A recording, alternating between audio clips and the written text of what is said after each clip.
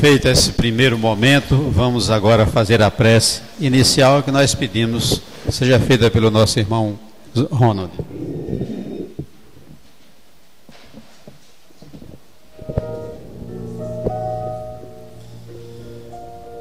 Jesus, Mestre Divino, estamos felizes, Senhor, mais conscientizados pelos ensinamentos que tem vertido pelos canais espirituais que prometestes e por Deus foi enviado em época tão propícia. Nós agradecemos, Senhor, esta oportunidade renovadora de aqui nos encontrarmos na expectativa da mensagem renovadora, a mensagem que pode clarear os nossos enigmas, os nossos problemas, a fim de que possamos, utilizando as ferramentas necessárias que Deus nos concede com a vida, dar-lhes as devidas soluções.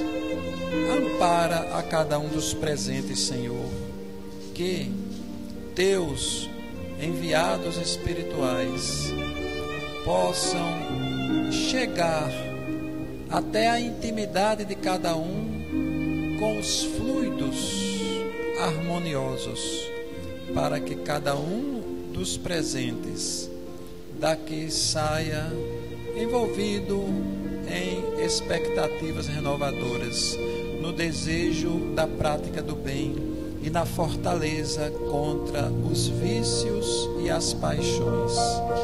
Em teu nome, Senhor, possa assim o irmão dirigente dar a presente reunião por iniciada. Graças a Deus.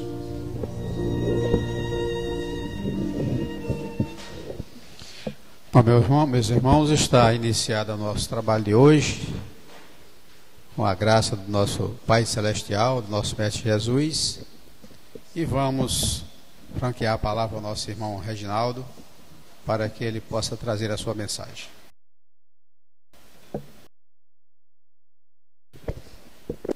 Boa tarde a todas e a todos. Que a paz de Jesus esteja em nossos corações e em nossas mentes. É sempre uma alegria retornar a um ambiente que nos faz lembrar aquela máxima de Jesus: os meus seguidores serão facilmente reconhecidos por muitos se amarem. E é isso que todos nós sonhamos. E nós nos sentimos muito bem ao chegar a uma casa e sentirmos esse clima de fraternidade. E o tema que nós escolhemos para abordar nesta tarde é exatamente o tema gratidão, que inclusive eu me inspirei neste livro do Divaldo Pereira Franco, nosso irmão, que inclusive fez conferência hoje, na parte da manhã, na federação, porque a gratidão faz parte da lei do amor.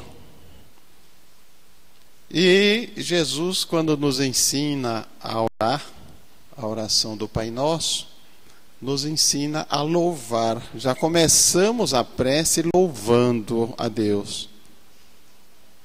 Pai Nosso que estás no céu, santificado seja o teu nome. Então,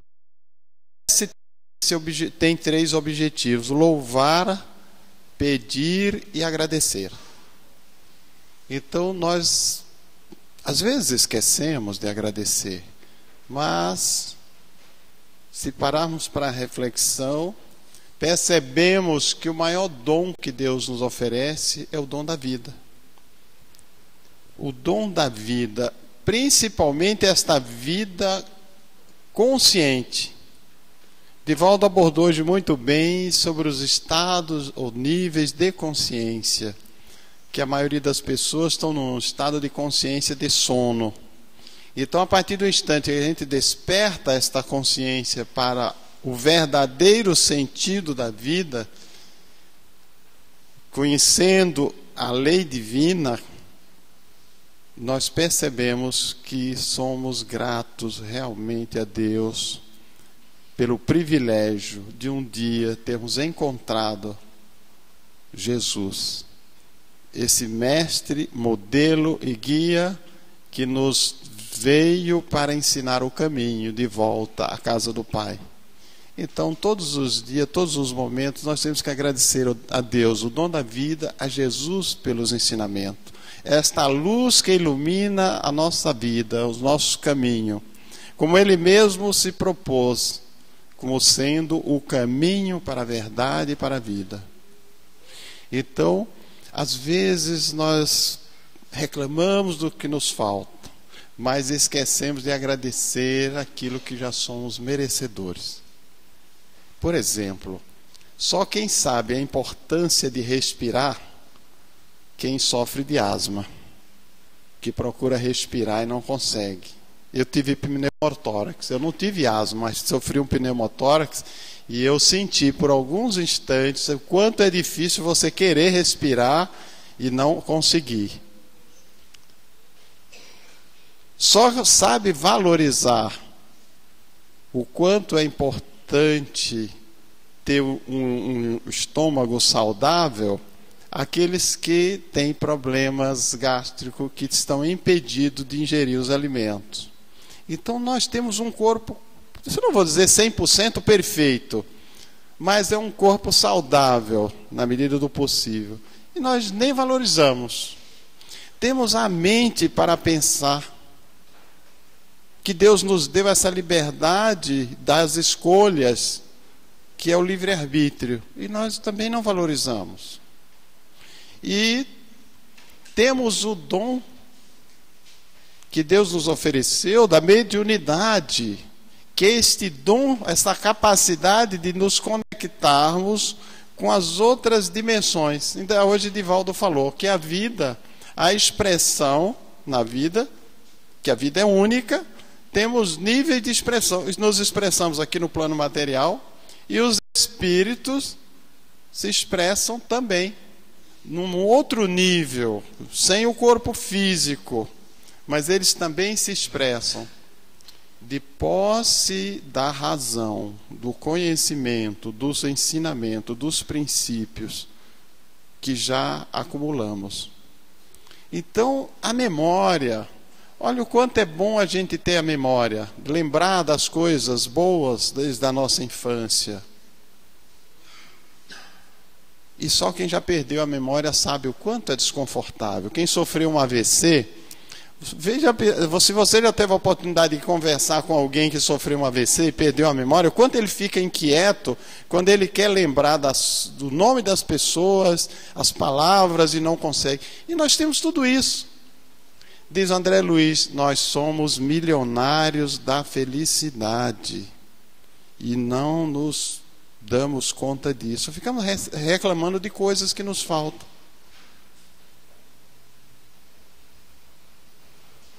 Então, a cada dia nós temos que prestarmos contas à nossa consciência, como fazia Santo Agostinho, lá no Livro dos Espíritos. A cada noite, antes de dormir, questionar a sua consciência. Será que eu fiz tudo o bem que eu podia? Será que eu prejudiquei interesses de alguém?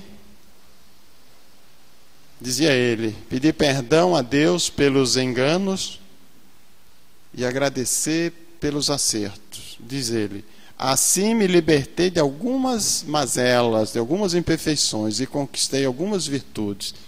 Todos os dias. Normalmente, ao final de cada ano, principalmente no Natal, próximo Ano Novo, a gente faz uma avaliação, um balanço da nossa vida, daquele ano. Como é que foi este ano? E realmente, na maioria das vezes, com raríssimas exceções, nós somos vitoriosos. Se você botar na ponta do lápis todas as conquistas, os desejos, os sonhos realizados, as graças recebidas, e os dissabores, as dificuldades, as decepções, nós somos vencedores. Nós avançamos bastante, caminhamos bastante. Mesmo na diversidade, diante das dificuldades, foram lições. Lições. Nada acontece por acaso. Nos ensina Kardec, em O Evangelho segundo o Espiritismo, quando ele fala das expiações da vida presente e de vidas passadas. Naquele capítulo ele nos fala que nós devemos procurar sincera e honestamente as causas das nossas aflições, dos nossos sofrimentos, desta existência. Não fica atribuindo a vida passada, dizendo, é meu karma de vidas passadas. Nem tudo. Muitas coisas que nós estamos passando agora, muitas provas, são colheitas das nossas semeaduras bem recentes. Então, dizer, procure sincero e honestamente encontrar as causas das suas aflições físicas e morais, espirituais, ainda nesta vida. Se não encontrá-las, aí nós podemos atribuir a vidas passadas. Mas eu quero dizer com isso que mesmo as dores muitas vezes são dádivas. Quem não lembra daquele acidente da Gol lá na Amazônia? Vocês lembram? Tem sobrevivente naquele avião? Dos passageiros? Eu descobri que tem um sobrevivente. Tem um passageiro sobrevivente, aquele que não embarcou. Sabe por que ele não embarcou? Ele é de Recife. Porque ele chegou no aeroporto e o nome dele estava errado na lista de passageiro e ele brigou, ficou nervoso. Não deixaram. Quando descobriram o erro, que foi da empresa, que trocou uma letra do sobrenome dele, o voo já tinha se encerrado e ele não pôde embarcar. Mas ele ficou revoltado, porque o voo era às 15 horas e o próximo às 22. E ele estava terminando um serviço lá em Manaus e ia voltando para Recife. Aí ele ficou por lá. Às 8 da noite ele está no restaurante do aeroporto e o Jornal Nacional dá aquela chamada extraordinária, né? E dizendo que não tinha sobrevivente. Só em falar eu me arrepio. Eu imagino o que ele sentiu. Diz ele que faltou terra nos pés. Ele se beliscava assim para ver se ele estava vivo mesmo. Disse assim, é um sonho ou um pesadelo? Então, às vezes a gente reclama que perdeu o ônibus, porque perdeu a carona, porque perdeu o emprego. Não reclame, agradeça. Deus tem planos maiores para nós. Pois é, ele sobreviveu graças... A gente não sabe de quem foi o erro. Será que não foi uma intervenção dos amigos espirituais que fizeram o funcionário trocar aquela letrinha ali que fez com que ele não embarcasse? Os amigos espirituais fazem a sua parte e, claro que eles não podem mudar a lei divina. Não pode mudar a lei divina. Mas eles tentam nos ajudar. Então, nós, diante das dificuldades que nos acontecem, nós temos que ter aquela postura de Paulo de Tarso, quando diante de Jesus, a caminho de Damasco, que Jesus faz aquele questionamento, Saulo, Saulo, por que me persegues? E Saulo só pergunta, quem és tu? Quem é você? Sou Jesus. E a luz de Jesus era tão forte que ele ficou transtornado, caiu do cavalo e quando se deu conta estava no escuro, cego. E de joelho ele implora, Senhor, o que queres que eu faça? Então Jesus disse para ele, entra na cidade. Entra na cidade de Damasco, depois te direi. Está lá no livro Paulo Estevão. Então os sofrimentos são lições. Todos nós agradecemos hoje um professor exigente, uma professora chata que nos ensinou português, matemática. Ele disse assim, eu aprendi porque o professor era Caxias e me obrigava a estudar. O meu filho é advogado hoje e ele disse assim, eu agradeço o professor de direito que quase me reprovou, me levou ao final, mas eu tive que estudar. Eu aprendi, hoje o que eu aprendi foi graças a Caxias do professor. Então, nós temos que agradecer a Deus não apenas as coisas boas, que nos agradam no primeiro momento.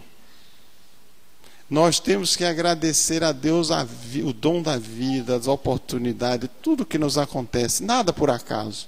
Tudo tem uma lição. Nos diz André Luiz, numa das suas obras, que diante dos imprevistos, nós não devemos ficar apenas perguntando por quê. Porque a gente diz assim, por que isso? Por que Deus faz isso comigo? Por que deu errado? Por que vinha tudo certo? André Luiz diz assim, nos ensina: não pergunte apenas por quê, pergunte para quê. Olha, o porquê eu estou querendo olhar para trás, quero achar causa. Quando eu pergunto para quê, eu quero achar já qual é a resposta lá na frente. O que é que Deus está sinalizando para mim?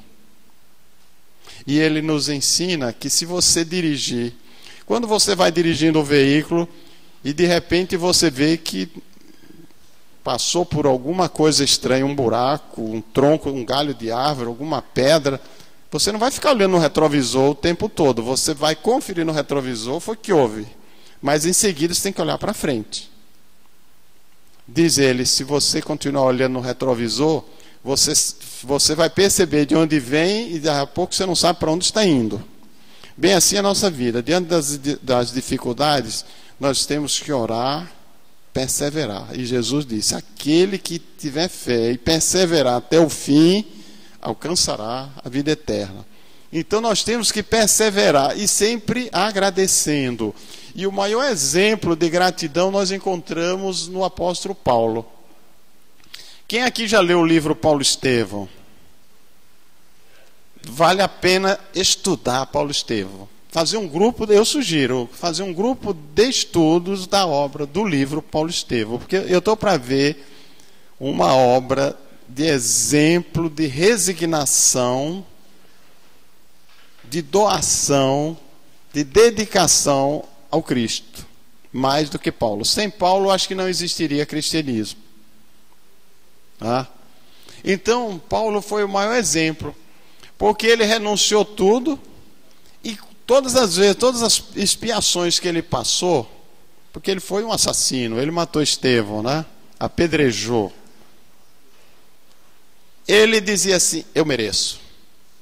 Diante de todas aquelas dificuldades que ele passou, ele apanhou, ele foi preso, espancado, apedrejado, ele foi picado de cobra, foi assaltado. De passar por aquilo, ele respirava, orava e dizia assim, eu mereço, porque eu já fiz pior.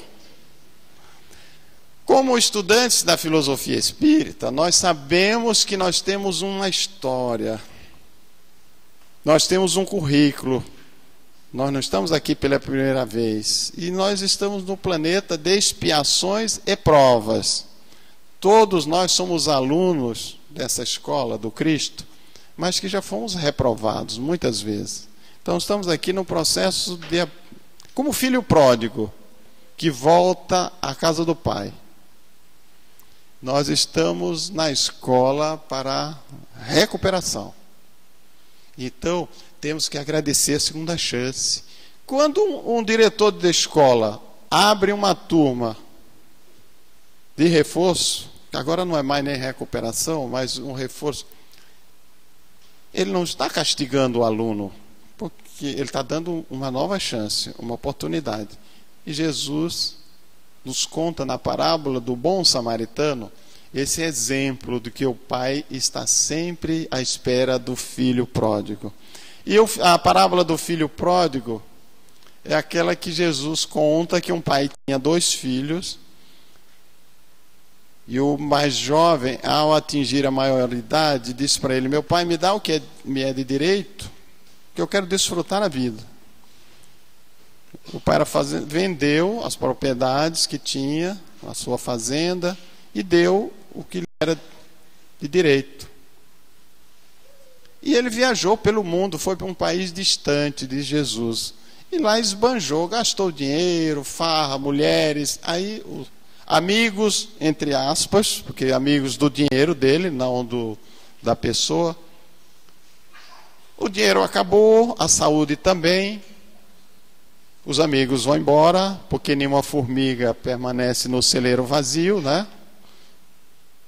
E esse país entrou em crise e ele se viu doente, desempregado.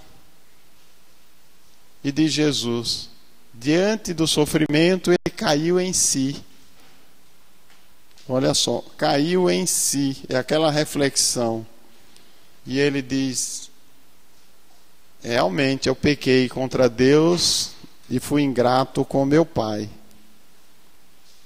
Eu prometo que eu vou voltar. exemplo de gratidão. Eu vou voltar e agradecer o meu pai e pedir perdão pela minha ingratidão.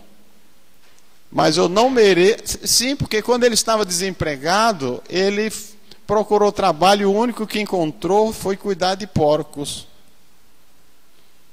E ele, quando ele botava comida para os porcos, ele disse assim: poxa, nem isso não me oferecem. Na casa do meu pai, os servos eram melhor tratados do que isso. Eu prefiro voltar. Mas eu vou dizer para o meu pai que eu não mereço ser tratado como seu filho. Eu quero ser tratado como um servo, como escravo. Porque eu fui ingrato.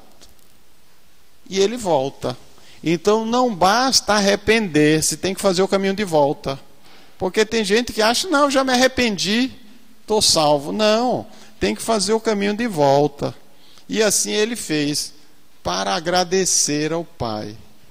E um detalhe nessa parábola que Jesus nos mostra,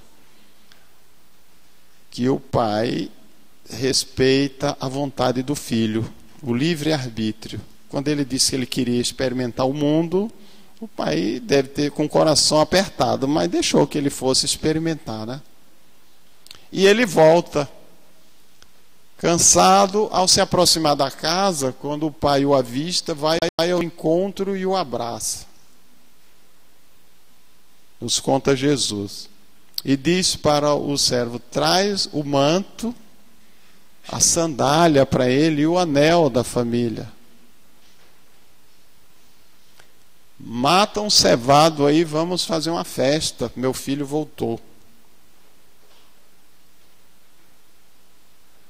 Nos ensina Jesus que o filho mais velho, que estava no campo, ao chegar próximo de casa, vê aquele festeiro, né?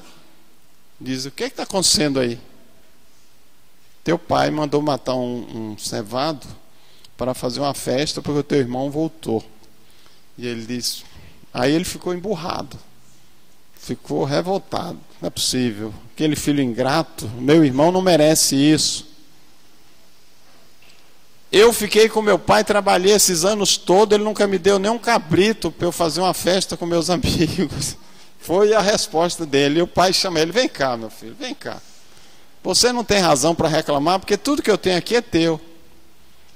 Nós temos que nos alegrarmos e dar graças a Deus, porque o teu irmão voltou, estava perdido e voltou. Olha a gratidão do pai, apesar daquela atitude do filho rebelde, mas na sua volta o pai agradece a Deus, fica feliz porque o filho que estava perdido voltou. Eu diria, e aí esse gesto que Jesus nos ensina, sempre contando esses casos, interessante, é para mostrar que nós somos também filhos pródigos, que estamos voltando, tá, ao encontro do Pai. E Jesus nos mostra que o Pai está sempre de braços abertos para nos receber. Então, ao iniciar o ano, hoje é o primeiro dia de atividade nesta casa, nós, graças a Deus que nós vencemos mais um ano e o mundo não acabou. Que agradeceu a Deus que o mundo não acabou, que estava aquele terror, aquela suspense, será que vai acabar, será que não vai? Ficou olhando para o relógio, dia 21 de dezembro. Acabou, virou a página do calendário, acabou o ano realmente, o ano 2012 acabou. Tem que acabar esse mundo profano, promíscuo, prostituído. Esse mundo aí tem que acabar, não dá para tolerar mais, só violência, promiscuidade, alcoolismo. Eu estava no litoral do Paraná semana passada com meu neto, entramos no supermercado, tinha uma montanha de bebida alcoólica, de cerveja assim, até o teto. E ele disse, e é o meu neto, chamou a atenção, disse, olha, tudo que faz mal, para esperar o pessoal para o ano novo. E aí o pessoal vai para a praia só para beber. Ou o Natal é para beber. E diz que vai comemorar o Natal. Natal de quem? Se o Natal é de Jesus, quem se lembra de citar um pensamento do aniversariante? Uma máxima, um princípio que Jesus nos ensinou. vai comer e beber. Por isso que houve tantos acidentes aí. 38% mais acidentes este ano, 2012, do que em 2011 nas estradas. Esse mundo de irresponsabilidade tem que acabar. Então a nova era é a era da responsabilidade. Foi Jesus que disse: bem-aventurados os mansos que herdarão a terra. Para merecer continuar na terra, temos que mudar nosso padrão de conduta, de comportamento, promover a nossa reforma íntima. Tem um orientador, um oriental, que ele diz que Deus só nos diz sim. E ele diz: quando você pedir alguma coisa a Deus, comece a agradecer. A partir daí, do momento seguinte, já comece agradecendo. Se você tem fé, e Jesus disse que se nós tivéssemos fé do tamanho de um grãozinho de mostarda, nós seríamos capazes de transportar montanhas, e seríamos capazes de fazer tudo o que ele fez e muito mais. Então esse autor, ele diz o seguinte: quando você pedir alguma coisa, desde que seja justa, não seja em prejuízo de ninguém, e se você merecer, tenha certeza que Deus vai lhe ouvir. E então comece agradecendo, como vendo aquilo realizado já. Seja no aspecto material, familiar, acredite.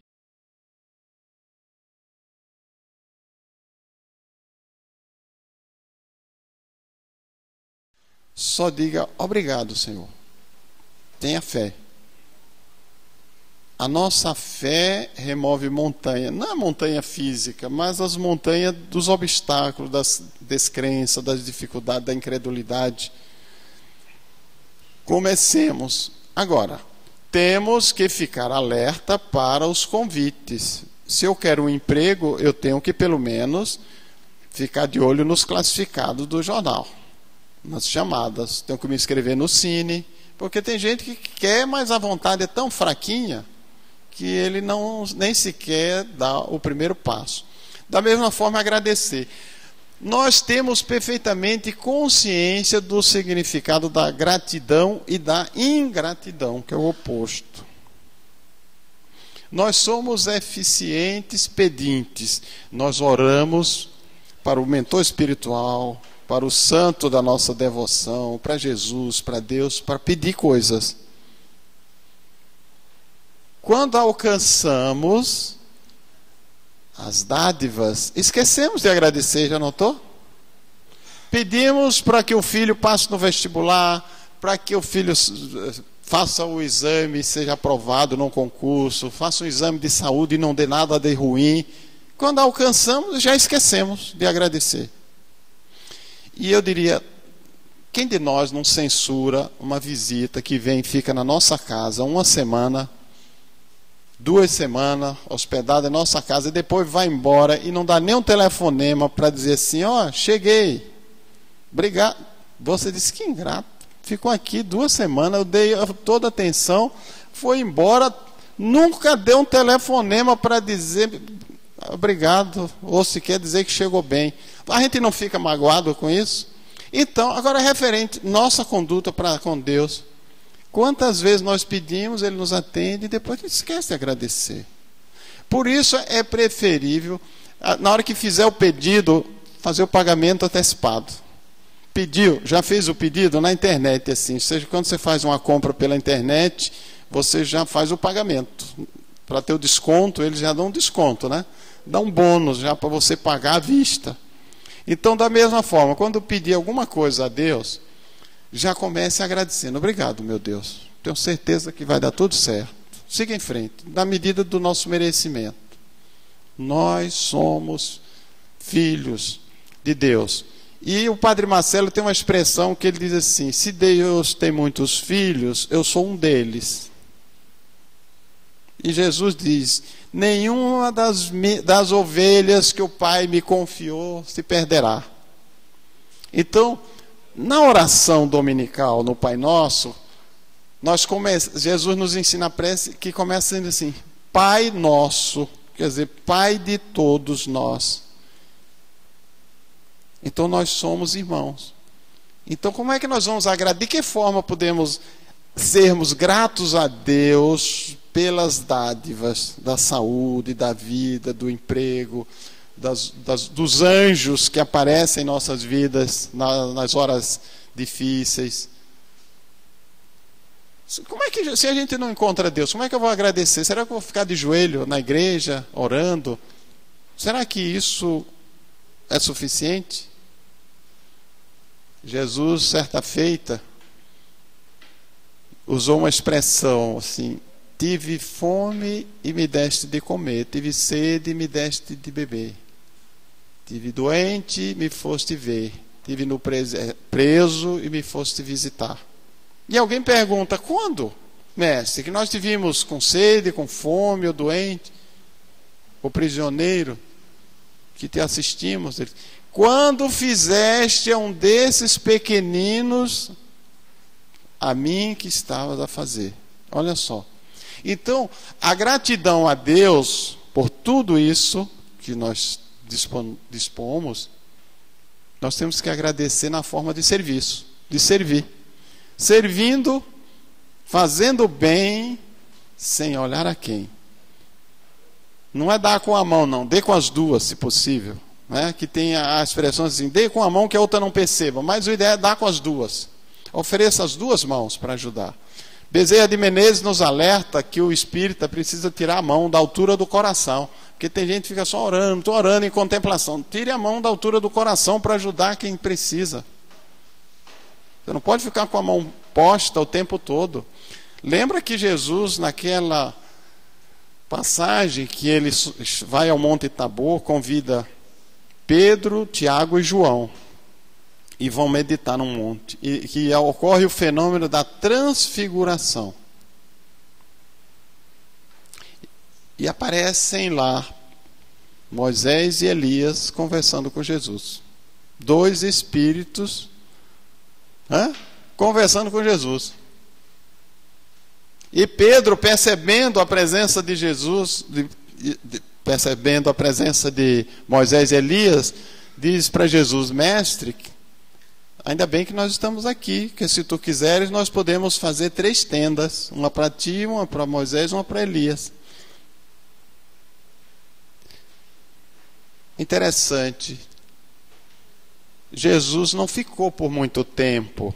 Quando eles ficaram em orações, de repente Moisés e Elias havia desaparecido e Jesus soltava aquela luz que encobria a sua cabeça. Você acha que Jesus ficou ali em contemplação? Não, desceu para atender aquelas pessoas aflitas. Então tem o momento de orar e tem o momento de trabalhar. Fé sem obra, foi o que disse o apóstolo Paulo, lá na primeira epístola aos Coríntios. Eu posso falar a língua dos homens, falar a língua dos anjos, dar todos os meus bens para distribuir com os pobres, deixar o meu corpo ser queimado, mas se eu não tiver amor, se não tiver caridade, nada sou. Então nós precisamos nos colocarmos à disposição do próximo, na medida das nossas. Ninguém está dizendo que você vai deixar de trabalhar, de atender sua família. Nós não vamos deixar de cumprir com as nossas obrigações familiares e profissionais. Diz Kardec: vamos sacrificar o ócio, o lazer, o repouso. É acordar mais cedo, dormir mais tarde. Ainda hoje, Divaldo Franco estava nos contando que ele trabalha psicografando de 2 a 4 horas por dia. Recebe cerca de 300 e-mails por dia. Claro que ele não pode responder tudo, mas vai deletando e respondendo aqueles que são mais importantes. E cada dia ele dorme pouco, dorme menos. Então nós temos que sermos gratos a Deus pela oportunidade de podermos servir. Foi Francisco de Assis que disse que é dando que se recebe, naquela oração. É preferível dar do que receber. E alguém já disse que fica sempre um pouco de perfume nas mãos de quem oferece rosas. Então essa gratidão não é só ficar louvando, olha, eu te agradeço, eu te agradeço. Não, não é isso. Faça o mesmo. Se alguém nos ajudou, nos mostrou o caminho, agora cabe a nós mostrar para outras pessoas. Eu sou grato a esta casa que há exatamente 34 anos abriu as portas e me acolheu aqui quando eu cheguei com a minha esposa com um problema sério de obsessão. Se eu tivesse levado ela ao hospital psiquiátrico, ela teria ficado lá numa camisa de força, tomando choque elétrico. Mas eu fui acolhido, um irmão que me trouxe até aqui, e graças a esta casa ficar aberta 24 horas, porque isso foi durante a tarde, não tinha nenhum outro centro espírita funcionando nesse horário, eu fui acolhido. Eu sou grato a esta casa, graças a Deus, a Jesus, e a partir dali eu encontrei como filho pródigo o caminho de volta. Não que eu fosse uma pessoa irresponsável, mas eu acelerei meu processo da minha caminhada.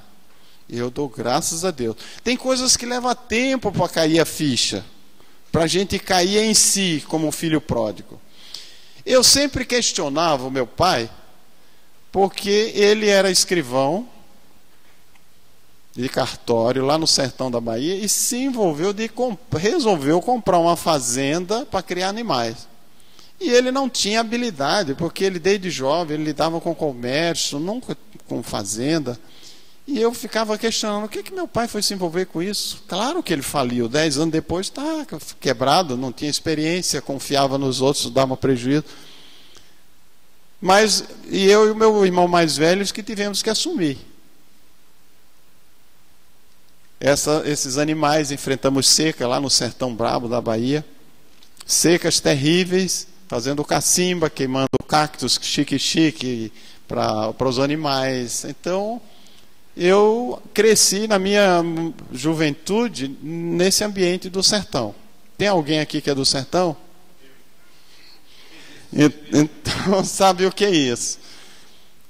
Então, carregando água na cabeça, eu ainda tenho uma marca, né?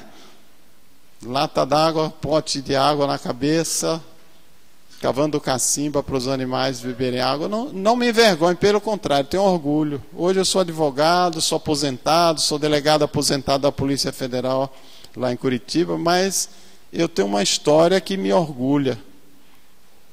Eu comecei a estudar, eu tinha feito só a 3ª série primária, até 17 anos eu achava que era suficiente. Depois que eu fui me dar conta que eu precisava começar a estudar, e saí do sertão, fui para Salvador com a minha família para estudar. Também não parei mais.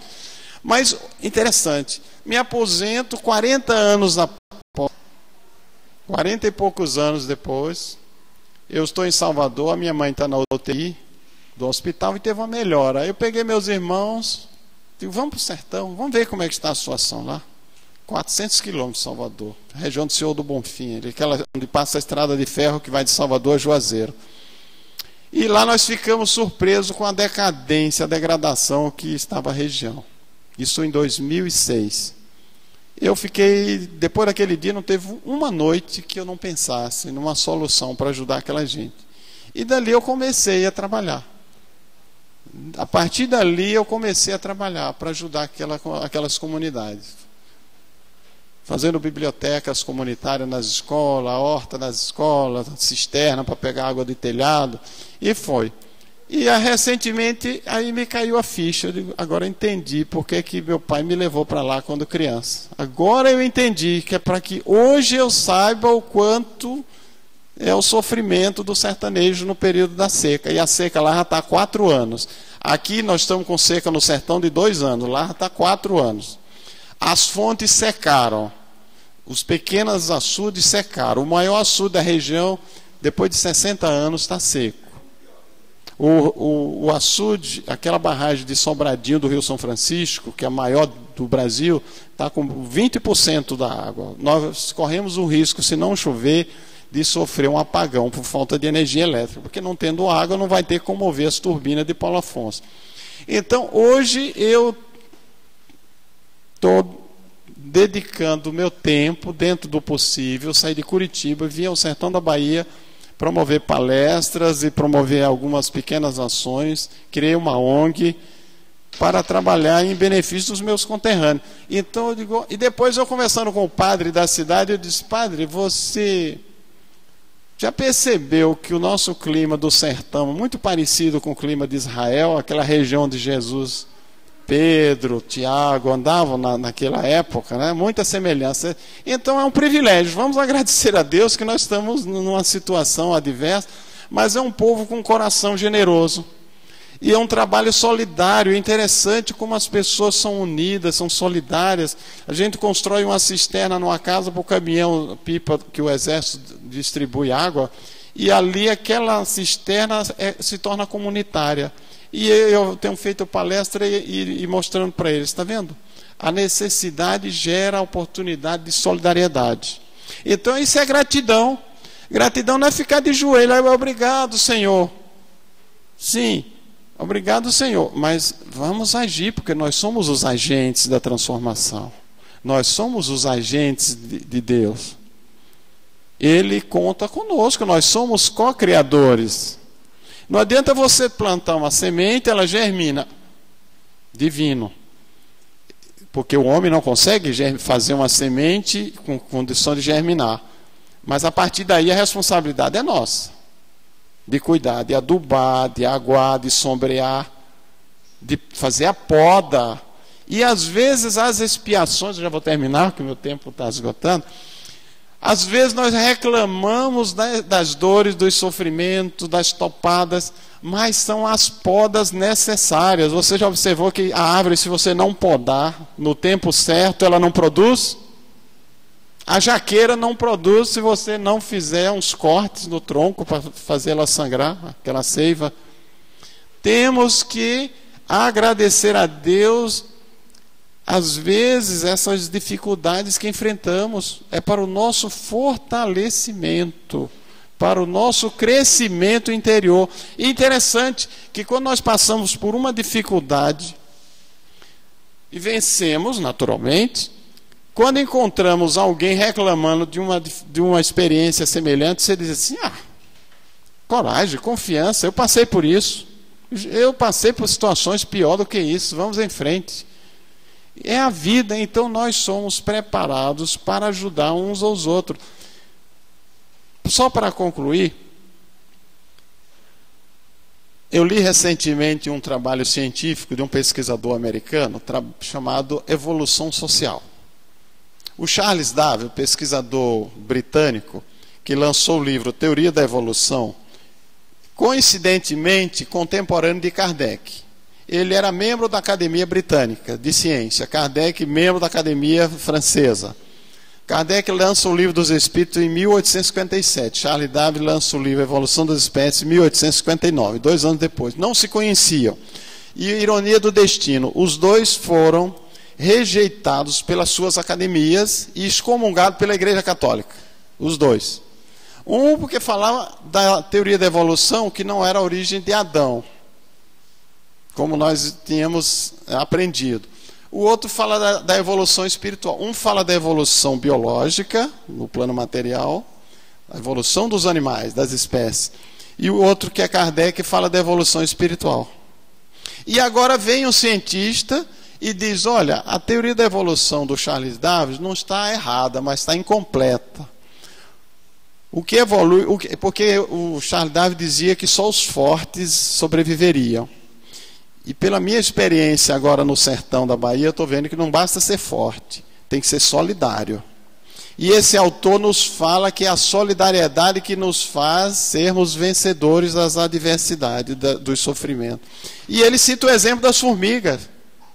Olha como as formigas trabalham solidariamente, as abelhas. E ele diz, olha, alguns agrupamentos sociais já estão aprendendo a trabalhar em grupo, em equipe, em ser solidário, compartilhar suas dificuldades. Então nós precisamos, inclusive, agradecer a Deus o privilégio de ter essa inteligência e essa capacidade de observar com a natureza e aprender a agir. Não fica reclamando, como Deus quiser. Deus quer o melhor para nós. Nós temos que fazer a nossa parte. Deus manda a chuva. Se nós não guardarmos a água, ela vai embora. Deus nos dá inteligência. Se nós não usarmos, vai embora. As oportunidades vêm. Nós temos que estarmos no lugar certo, na hora certa, ao lado das pessoas certas, com aquela disposição de aprender a fazer acontecer, fazer o melhor, vencer para a nossa evolução moral, profissional e espiritual. Ficaríamos o resto da tarde falando sobre gratidão e oportunidades, mas o tempo já está esgotado. Agradeço a Deus mais uma vez e a vocês pela paciência e pela oportunidade que esta casa me oferece mais uma vez para falarmos dos ensinamentos de Jesus. Muita paz a todos.